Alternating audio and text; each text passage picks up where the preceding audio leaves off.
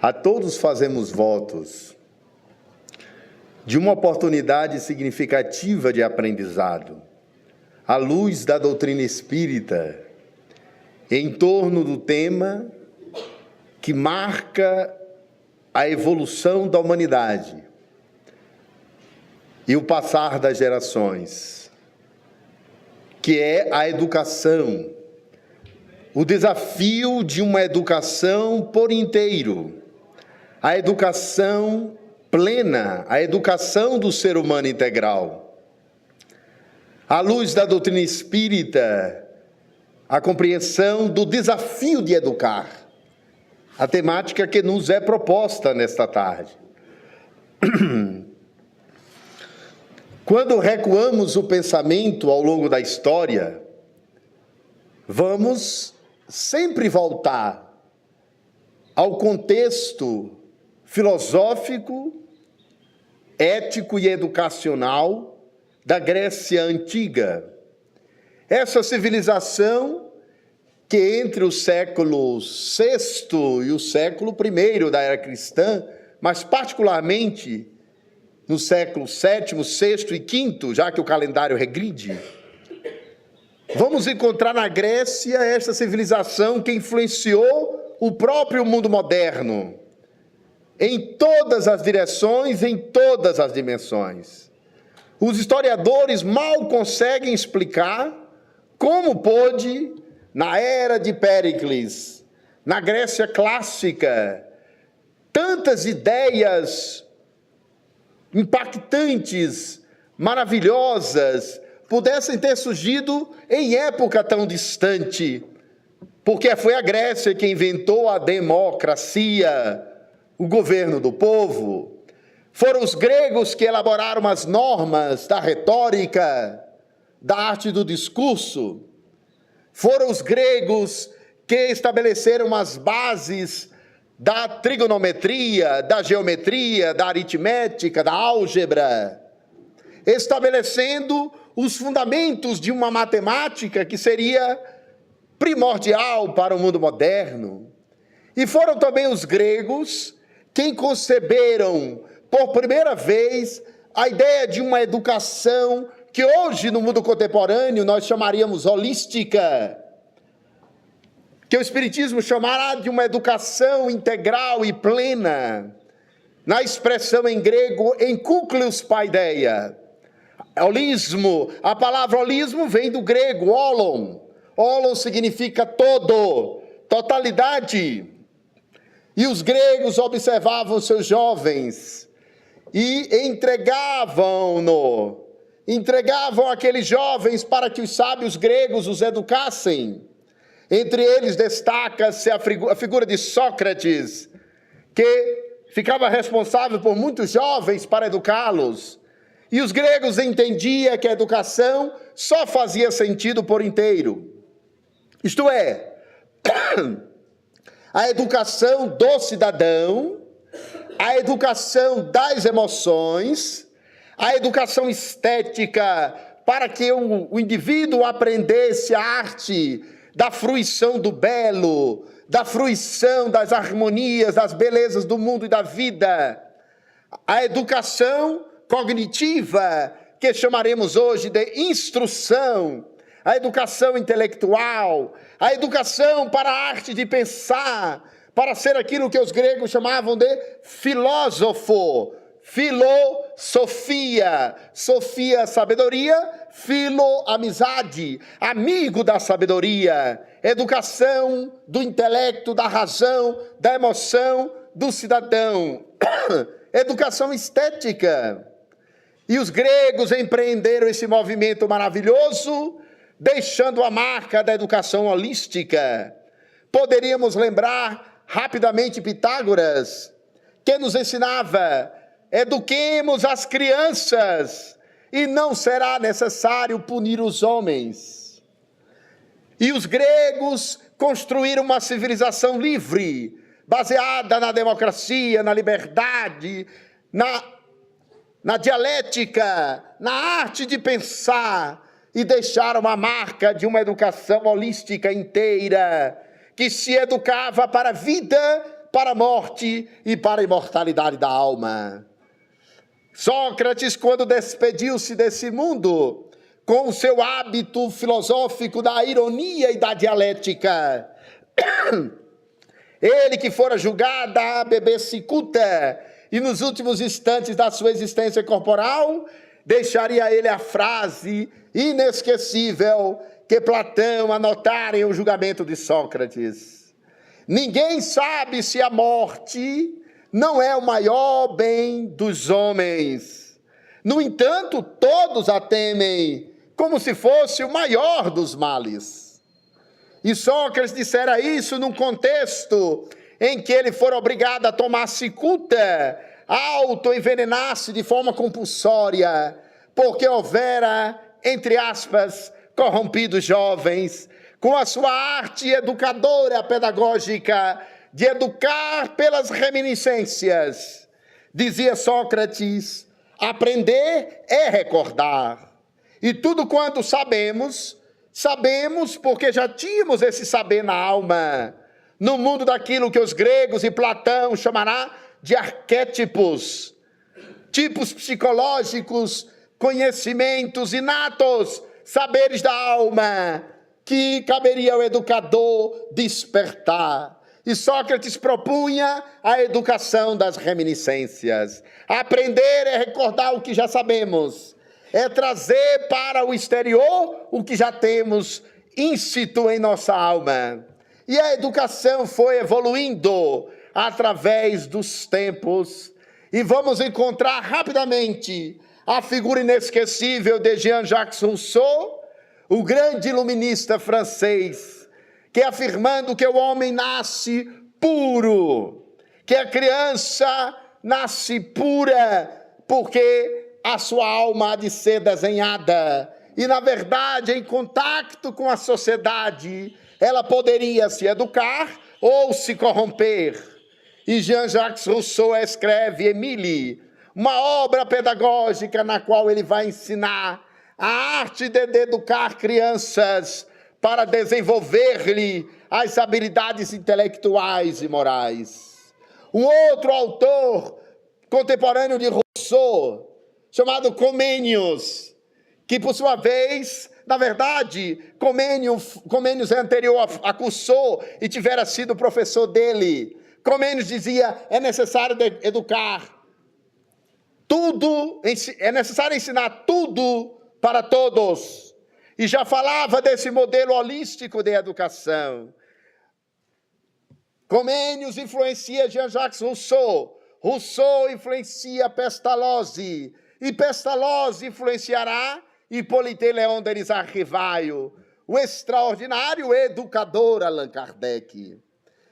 E nesse contexto de evolução das ideias educacionais, encontramos o importante documento contemporâneo, o chamado Relatório Jacques Delors. A Unesco se reuniu, o braço educacional da ONU, que é a ONU na sua face de educação e cultura, ela se reuniu no ano 2000 e propôs que o francês Jacques Delors ficasse responsável pelo protocolo, por aquilo que deveria definir as bases da educação no milênio. E desse documento, muitas obras foram escritas, entre elas Os 7 Saberes Necessários à Educação do Futuro, de Edgar Morin, e muitas outras. Nessa proposta da Unesco, 4 grandes metas se estabelecem para um milênio, para o desafio de educar as gerações, nesta época em que invariavelmente os filhos têm maior conhecimento e informação do que seus pais, e mais rapidamente eles manuseiam as ferramentas tecnológicas que as gerações mais antigas não tiveram acesso. E então o documento da Unesco propõe aprender a aprender, aprender a fazer, aprender a ser e aprender a conviver. Em um projeto educacional, o primeiro desafio é aprender a aprender. Nós poderíamos nos perguntar aqui agora, Qual o método, qual a forma do aprender a aprender a imortalidade da alma? É através de palestras, é através de uma vivência transpessoal, em que a consciência se expande e nós entramos em estados meditativos. Aprender a imortalidade da alma, qual a forma didática, o processo mais adequado para o aprender a aprender dentro do contexto espírita? O aprender a ser reencarnacionista. Como aprender a vida espiritual? Como aprender sobre a mediunidade? Como aprender a autoiluminação? Como aprender a ser feliz? Os meios mais adequados é o diálogo, é a aprendizagem virtual à distância, é o debate em grupo, é a leitura de livros. Nós somos uma doutrina de livros que somente Chico Xavier nos deixou 412 títulos oficialmente. É uma doutrina baseada no conhecimento de livros, na cultura dos espíritos, o aprender a aprender. O aprender a fazer, porque é um desafio muito grande para a humanidade, para a escola, para a educação. O aprender a fazer. Nós queremos que nossos filhos aprendam um fazer profissional nas escolas. É um fazer estratégico, técnico, profissional, de mecânica, de eletrônica, de informática, de um fazer que eles dessem uma profissão. Isso é muito digno e importante, mas esse está entre o âmbito dos fazeres puramente racionais. Só que a ONU, preocupada com o papel da educação para a construção da paz, e com o papel educacional da escola e da família para a construção de uma cultura de paz, ela propôs o aprender a conviver e o aprender a ser. E então vem-nos à mente, na memória, a pergunta que um grande filósofo do século XIX, apesar de ateu, absolutamente notável em suas obras, como fora Freud, Darwin, ambos ateus, mas cientistas notáveis, Carlos Marx, se perguntava em o 18 do Brumário: os educadores educam, nós, as gerações mais antigas, os educadores educam, mas quem educa os educadores? Os professores ensinam, e qual a fonte da sua aprendizagem? Os educadores educam, mas quem educa os educadores? Como ensinar a aprender a ser, que é uma meta do milênio da Unesco, se nós não sabemos quem somos? Como os pais podem dizer para seus filhos alguma coisa clara, racional, profunda, nítida, que ele defina a condição humana, se nem eles próprios sabem quem são? E a Unesco propõe o aprender a ser, e certamente ser não é ter. Ser não é ter informações na cabeça. Ser não é acumular conhecimentos apenas. Nós podemos falar de um ser humanitário, de um ser solidário, de um ser fraterno, de um ser consciente, de um ser feliz, de um ser pleno, de um ser resiliente face às dores e às adversidades. Aprender a ser humano, ser pacífico, ser alegre, ser capaz de lidar com as frustrações, as adversidades e os conflitos que a vida nos impõe, sem naufragar nas águas turbulentas e escuras da depressão, da angústia, do autocídio, da miséria moral. Aprender a ser, aprender a conviver. Imaginem vocês, talvez o Brasil, as pessoas que não estudam essa área, os cidadãos, nem imaginem que o governo brasileiro foi a Paris no ano 2000, na representação brasileira, e assinou um documento e nos tornamos signatários, obrigados a colocar em nossas escolas, para construir a paz no milênio, o aprender a ser e o aprender a conviver. A onda de horário integral e de se falar em educação integral tem a ver com isso. Mas no nosso contexto interessa aqui o aprender a conviver, que é uma meta do Evangelho de Jesus. que é uma meta da doutrina espírita e que é uma meta de todos os povos. Nós precisamos aprender a conviver, e isso é uma tarefa complexa da família, dos pais e da escola. É também da escola, sim. Allan Kardec dizia: educar é a arte de modelar os caracteres morais. O francês Émile Durkheim afirmava: educação é o processo pelo qual as gerações adultas influenciam na formação das gerações mais jovens, despertando-lhe um número determinado de estados intelectuais, morais, de pensamento, de atitude, de comportamento. Os grandes cientistas e psicólogos afirmam que não há método maior para a educação senão o exemplo pessoal. E nós estamos diante de um dilema, porque os nossos filhos e jovens, nossas crianças, através da rede mundial de computadores, aos 5 anos de idade, eles já dominam informações que a nossa geração e outras anteriores só via ter acesso àqueles conhecimentos quando estava na formação mais jovem, aos 17, 16 anos de idade, através das redes de relacionamento social, através das mídias, através desse documento global disponível, que nos faz criaturas online e conectadas o tempo inteiro, com a informação acessível à mão. As crianças desenvolvem todos os problemas e as questões a serem apresentadas aos educadores. E nós estamos com o grande desafio de voltar a saber a educar, não apenas instruir. Observem, as nossas escolas se preocupam em ensinar o campo intelectual. E nós temos disciplinas acadêmicas, disciplinas que desaguam no conhecimento científico. São elas a matemática, a história, a geografia, a biologia, todas as disciplinas acadêmicas, a química, a sociologia. Mas nós não temos disciplinas como a cultura de paz, a inteligência emocional, o autoconhecimento. O que seria a educação sem o autoconhecimento? Como educar alguém para o que quer que seja, sem fazer que ele viaje para dentro de si próprio, para descobrir as fontes luminosas e obscuras das suas problemáticas, para descobrir o seu próprio potencial e extrair dele aquilo que do latim significa educere.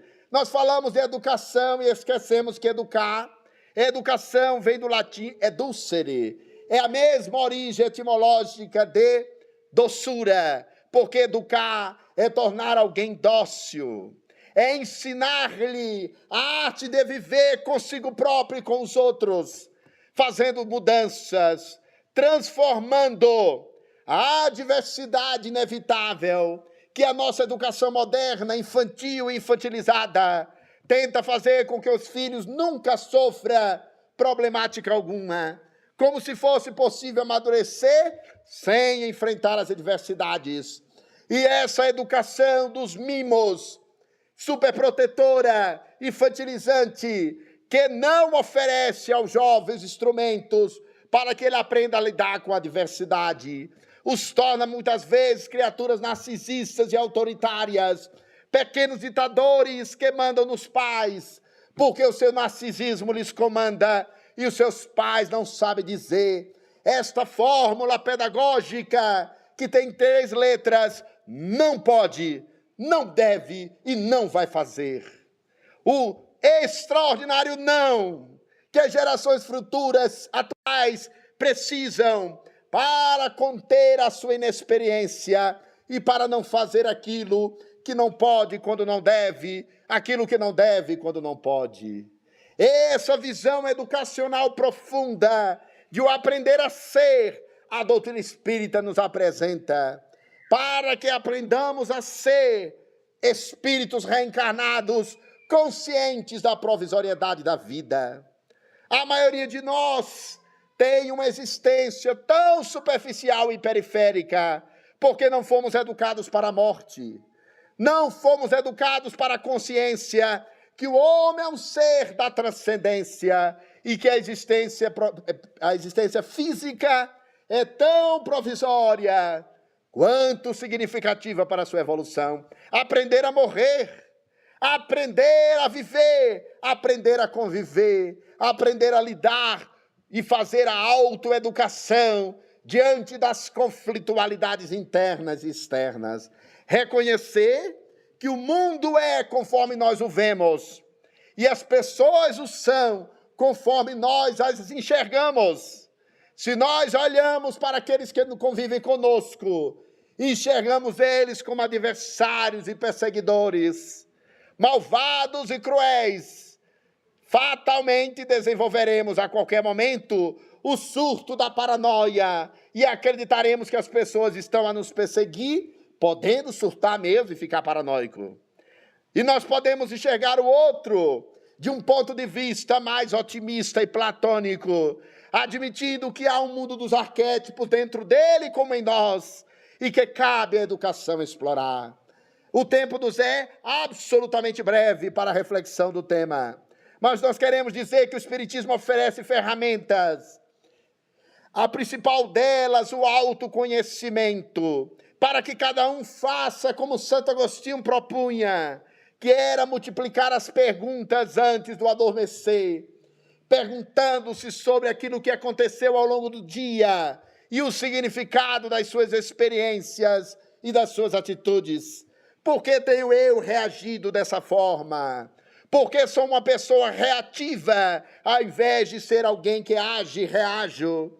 Ao invés de ser alguém que integra o sentimento com o pensamento, nem usa o pensamento, nem o sentimento.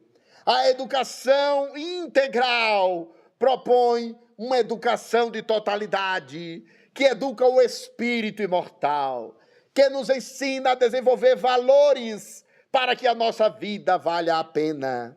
Imaginem vocês o que é a nossa experiência sem valores. O único ser do planeta terrestre, a única espécie que é capaz de atribuir valores, na maioria das vezes, tratamos as coisas como se fossem pessoas e as pessoas como se fossem coisas. Invertemos valores fundamentais. O valor do respeito à vida só se tem através da educação. Não espere um jovem educado, a não ser nas raras situações, que são mais raras, em que o espírito traz uma bagagem tão grande que aí em qualquer lugar ele seria educado, porque já está tudo na alma dele. Mas a maioria dos seres humanos da Terra estão numa média evolutiva que precisa da educação. A educação tem que cercar-lhe a vida para despertar o que há de melhor nele e para provocar condicionamentos e valores para que a pessoa possa acreditar que vale a pena ser pacífico, uma educação para a paz.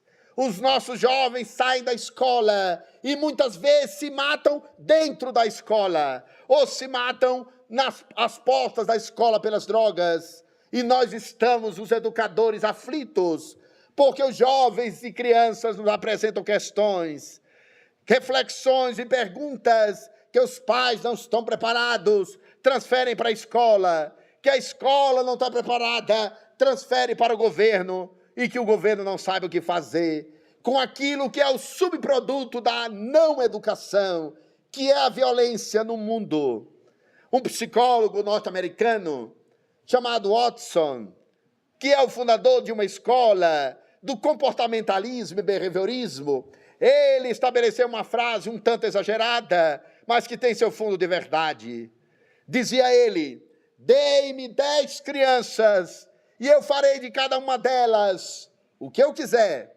A um tornarei médico, a outro tornarei um político, e o outro farei um grande executivo, e o outro tornarei um criminoso. Para falar dessa força da educação e da ausência dela.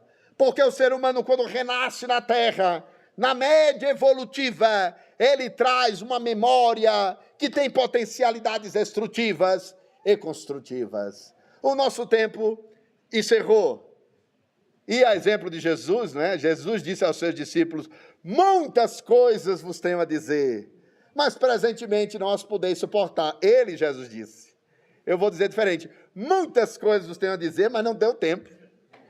E nós vamos fazer isso dialogando sobre a arte de educar, para que despertemos em cada um de nós os educadores e a educação e o espírito de educar para a paz, de educar para a plenitude, de educar para a imortalidade da alma, para que ensinemos as crianças e os jovens que um dia existiram homens como Francisco de Assis, como homens e mulheres como Madre Teresa de Calcutá, como Mahatma Gandhi, que dizia que somente o exemplo era capaz de educar. E eu vou terminar com a história com ele.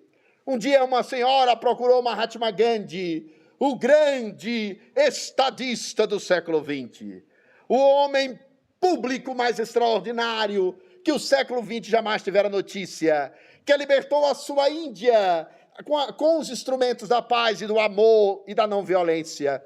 Uma senhora procurou Gandhi e dissera: seu Gandhi, Papu, como era seu apelido carinhoso na Índia, o meu filho está diabético e continua a comer muito açúcar e alimentos com muito açúcar, chocolate entre eles. E eu não sei o que fazer porque ele não me obedece. O que é que o senhor me orienta a fazer, Papu? Ele olhou para aquela senhora aflita, com um filho já numa condição de diabetes. Ele disse: volte na próxima semana. Ela saiu de lá confusa, ele não falou nada mais. E traga o seu jovem. Na outra semana ela voltou, trouxe o menino. E ele conversou longamente com o jovem sobre os malefícios do açúcar, sobre a necessidade de controlar as questões da glicose, do aumento do açúcar no sangue, do estado de saúde dele. Depois o garoto se retirou e ela chegou para o Gandhi e perguntou: por que o senhor somente agora decidiu falar isso para meu filho e não falou com ele na semana passada quando o trouxe? Porque na semana passada eu estava comendo açúcar.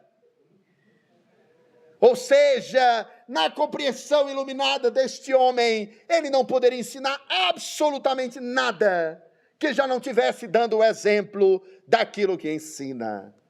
E esse aprender a ser espiritual, espiritista, cristão, passa pelo instrumento do exemplo pessoal. De muito pouca valeria nossos esforços se quiséssemos apenas exportar o evangelho e não o importássemos para dentro num processo de autoiluminação. Nós nos colocamos à disposição, encerramos essa primeira parte e vamos conversar sobre o desafio de educar os jovens para a fortaleza moral, para a cultura de paz, para a inteligência emocional e para a consciência de imortalidade. Muita paz. Eu já tenho uma primeira pergunta. Me diga uma coisa, Denizar, nos diga, na verdade. Os pais, hoje em dia, eles batalham muito pelo pão nosso de cada dia. E eles, muitas vezes, não têm o tempo ou a energia necessária para educar como eles deveriam os seus filhos. É algo que, numa geração passada, não era assim, porque uma geração anterior, as pessoas tinham mais tempo para a família. E hoje em dia, são tantos os chamamentos, são tantos os desafios, que os pais, muitas vezes, chegam em casa, ou mesmo de manhã, eles já não têm a energia necessária para tratar, para cuidar, para amar, para educar os seus filhos como deveria ser feito. O que você poderia dizer para esta geração de pais? Pergunta muito oportuna, né, do nosso amigo Jack. A educação não é uma obra de quantidade, é uma tarefa de qualidade. Um indivíduo pode ficar um dia inteiro com outro, presente fisicamente, e não conseguir educar, seja por palavras ou por exemplos. E alguém que dedica uma quantidade de horas ao trabalho, como se faz necessário a sobrevivência, seja do homem ou da mulher, mas que dedica, que se devota ao filho de maneira focada, exclusiva, uma determinada quantidade de tempo, que podem ser valiosos 50 minutos diários, que pode ser uma tarde de domingo inteira, que pode ser as noites. O importante não é a quantidade de tempo que o educador está com a criança e o jovem, mas a qualidade desse momento. O quanto estamos ali por inteiro para transmitir-lhe aquilo que ele não tem, que é experiência de vida, que são os valores universais da civilização humana, que são os valores que nos permite discernir entre o certo e o errado, entre aquilo que é negociável e aquilo que jamais se pode transigir. Ensinar os limites, ensinar os valores, ensinar a atitude, o campo das atitudes. Isso é uma questão de qualidade, de presença. Muitas vezes, sim, acontece isso que o Jack se refere, os pais se ausentam da vida dos filhos, não sabem onde eles estão, com quem eles estão, o que estão a fazer, e agem com uma espécie de omissão, como se fosse possível a criança e o jovem inexperientes dar conta sozinhos da complexidade do seu desenvolvimento. Não. A criança e o jovem exigem, sim, guardiões que vão despertar a sua consciência, guardiões que vão preservar a integridade do seu comportamento, guardiões que vão estimular-lhe valores humanos, valores éticos, valores espirituais. Esta é a fórmula, a presença de qualidade na devoção pedagógica. Não é a quantidade de horas, não é a renúncia sequer à possibilidade dos pais trabalharem, que variavelmente necessitarão.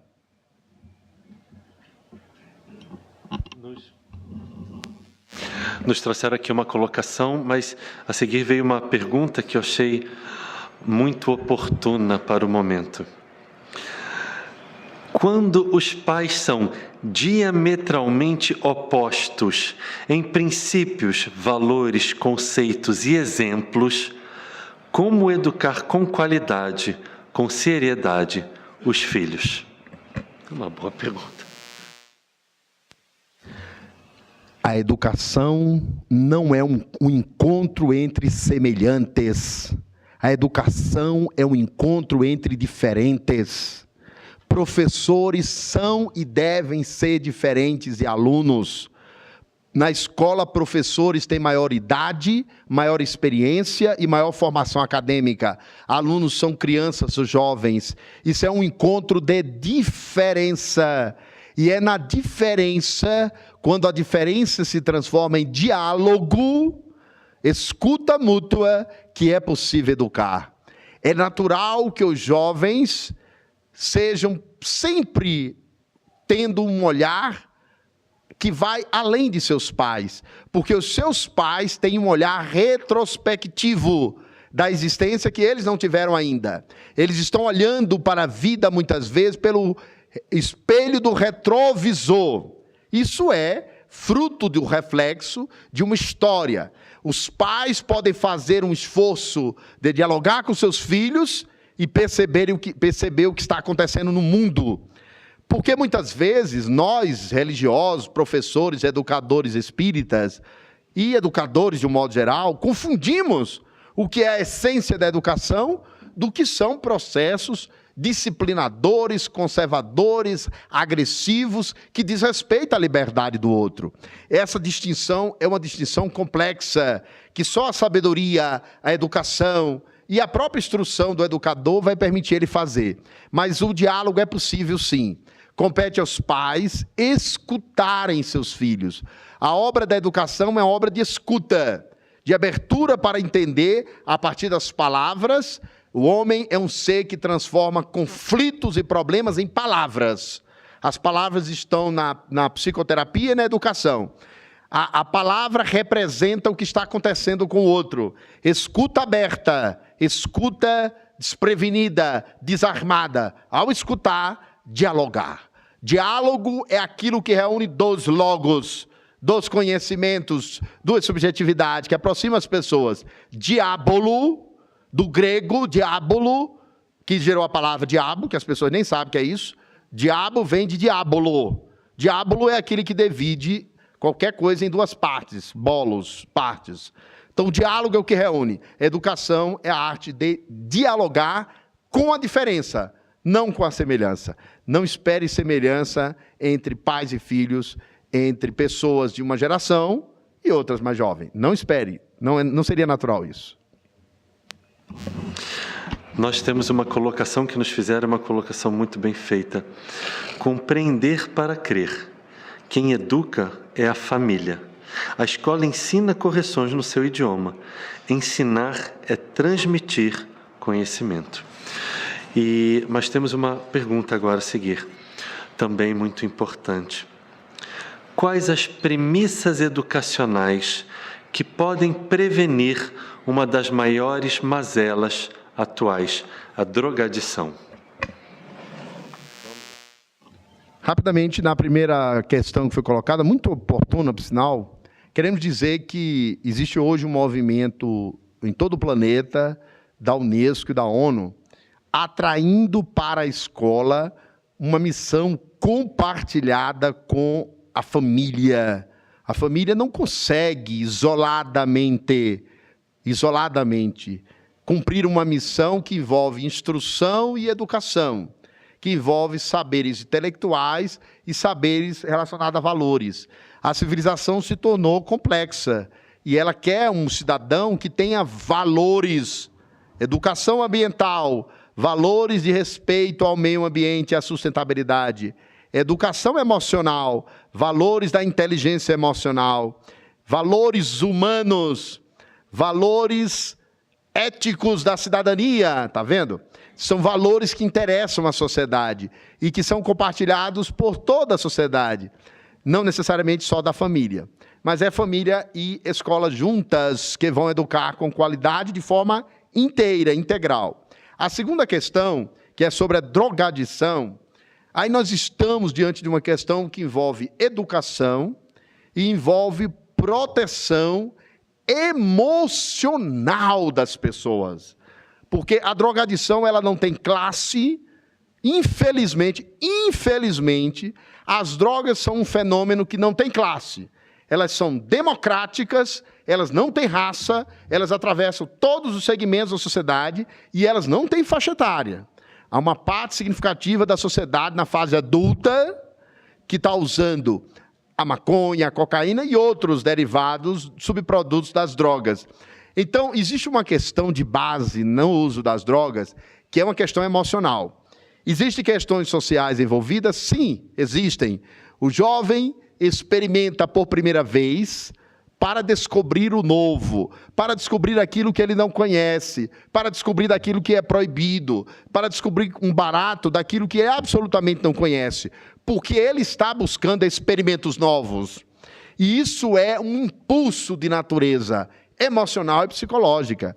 A presença dos pais, a conversa, a prevenção, no monitoramento da relação dos filhos, seja através das mídias sociais, seja através do relacionamento interpessoal, o monitoramento das crianças e jovens é algo muito importante, porque há uma diferença muito grande, entre uma criança de 12, um pré-adolescente de 12 anos, um adolescente de 13, de 14, de 15, de 16 anos, que resolve experimentar a maconha ou a cocaína, e um homem ou uma mulher de 40 anos que decide fazê-lo. São coisas completamente diferentes. Os dois estão diante de uma situação geradora de riscos e danos e problemas, mas os dois estão vivendo a experiência em contextos etários e existenciais muito distintos. Compete aos pais educar para fortalecer a emoção, e estando presente através do exemplo, ninguém conseguirá dizer ao filho: não use álcool, meu filho, não beba, Não fume se a pessoa bebe ou fuma. Não conseguirá. Isso é absolutamente impraticável. Somente através de um exemplo e da presença emocional forte e intensa dos pais é capaz de criar elementos que protegem as crianças e os jovens da questão das drogas, que se funda em questões emocionais e existenciais, inclusive na solidão que muitos jovens vivem. Solidão que vivem e que os faz buscar a droga mais leve ou mais pesada. Até complementando a resposta dele, muitos pais sequer sabem que os filhos se utilizam de drogas. E depois, mais à frente, falam, nossa, mas eu nunca notei. Será que os pais estão realmente prestando atenção nos seus filhos? Próxima pergunta, querido. Essa é uma pergunta, todas as perguntas são muito interessantes, e essa igualmente. Hoje, pela necessidade de preparação educacional profissional, minha filha faz diversos cursos, como inglês, atividades físicas, escola diária, já descobri até que tem curso de robótica para crianças. Me sinto, às vezes, culpada. Como harmonizar tudo isso?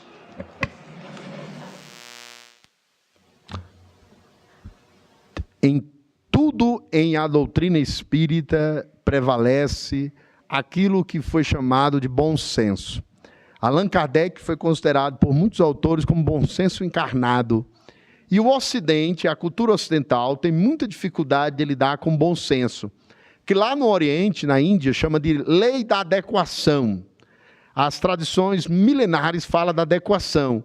Nós ocidentais temos muita dificuldade de lidar com adequação, aquilo que é adequado. Não aquilo que é estratégico, não aquilo que dá dinheiro, não aquilo que acumula riqueza, mas que é adequado. Adequado a um contexto, a uma faixa etária, a uma pessoa, a uma profissão. Adequação, lei da educação, lei da adequação. Essa lei da adequação e do bom senso chama a atenção que a criança ou jovem precisa sim desenvolver saberes, habilidades e competências. Pode ser o domínio de um idioma, a depender do tipo de projeto acadêmico e profissional que a pessoa tenha. Pode ser o domínio de uma arte, de uma língua, de um idioma, de uma técnica, de até mesmo de um domínio profissional. Agora, isso não deve, em hipótese alguma, privar a criança daquilo que é um dos fenômenos mais importantes da sua socialização, que é o momento do brincar, o momento da brincadeira, o momento do lúdico, o momento em que a criança está livre para brincar.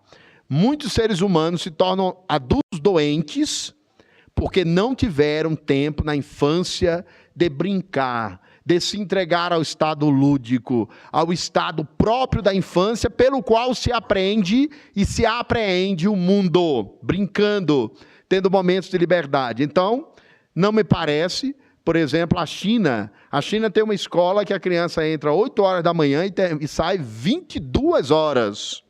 Eu não vou discutir esse tema aqui hoje, mas entra 8 horas e sai 22 horas.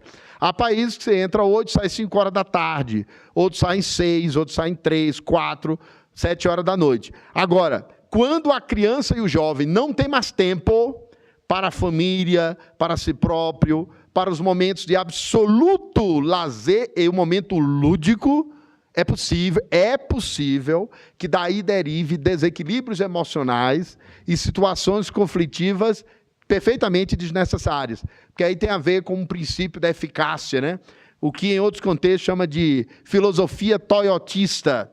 Eficácia, eficiência, produzir, fazer, como se a vida fosse se encerrar naquele ano, né? Então, acreditamos que o bom senso deve prevalecer para o cuidado ao equilíbrio emocional e a boa socialização da criança e do jovem. Nós temos um pouco menos, aproximadamente 7 minutos. Eu vou agradecer aos nossos voluntários. Podem se sentar, por favor. Muito obrigado por terem estado conosco. Temos ainda, na verdade, uma pergunta e uma colocação. Uma pergunta. Como iniciar a ter domínio das minhas emoções pelo estudo da doutrina espírita? Não é muito próprio do tema, mas... Domínio emocional é também exercício educacional. A emoção, ela é uma área das mais delicadas na vida humana, porque a emoção não se explica racionalmente. Quando você começar a explicar racionalmente por que é que você gosta muito de uma pessoa, saiba que esse gostar é muito superficial.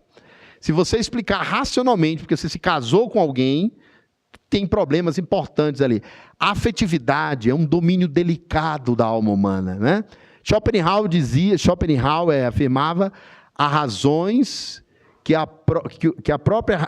razões de um coração humano que a própria razão desconhece, né?